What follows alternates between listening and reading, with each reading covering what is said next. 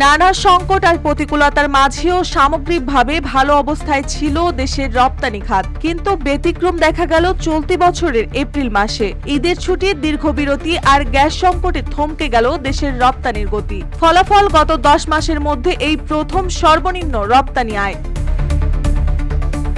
রপ্তানি উন্নয়ন bureau EPB গতকাল যে পরিসংখ্যান প্রকাশ করেছে তাতে দেখা যাচ্ছে 2024 সালের এপ্রিল মাসে দেশের মোট রপ্তানি আয় হয়েছে $301.68 কোটি।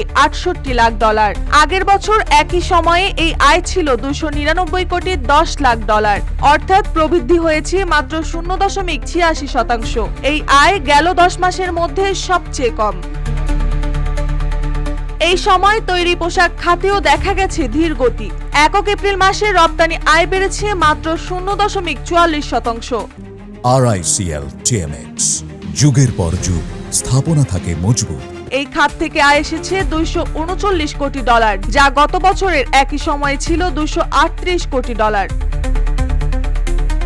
নিট পোশাক বা গেঞ্জি জাতীয় পণ্যে 5% বেশি প্রবৃদ্ধি দেখা গেলেও ওভেন পোশাক যেমন শার্ট, প্যান্ট ও রপ্তানি কমেছে 4.65%। বিজিএমই সাবেক সভাপতি মোহাম্মদ হাসান খান বাবু বলেন, এপ্রিল মাসে প্রায় 8 দিন ঈদের ছুটি ছিল আর গ্যাস সংকট ছিল তীব্র। এই দুই কারণে উৎপাদন ব্যাহত হয়েছে, তারই প্রভাব পড়েছে রপ্তানিতে।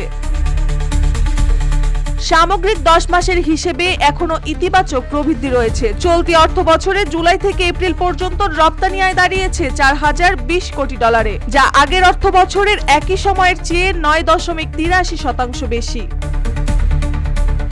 তবে শুধু পোশাক নয়, অন্য কিছু রপ্তানি পণ্যেও ছিল ইতিবাচক ধারা। হিমায়িত জীবন্ত মাছের রপ্তানিতে বেড়েছে 26.66%, চামড়াজাত পণ্য 12.19% এবং চামড়ার জুতা রপ্তানিতে প্রবৃদ্ধি 35%-এর মতো। রপ্তানি আয়ের এই ওঠানামা আবারও স্মরণ করিয়ে দেয় শিল্প খাতে কাঠামোগত দুর্বলতা কেমনভাবে প্রভাব ফেলতে পারে সামগ্রিক অর্থনীতিতে। ছুটি আর সংকট দুই মিলে রপ্তানি খাত যে ঝুঁকির মুখে, তা আবারও চোখে আঙুল দিয়ে দেখালো এবারের এপ্রিল মাস। মার্জিয়া মৌ, রূপালী বাংলাদেশ।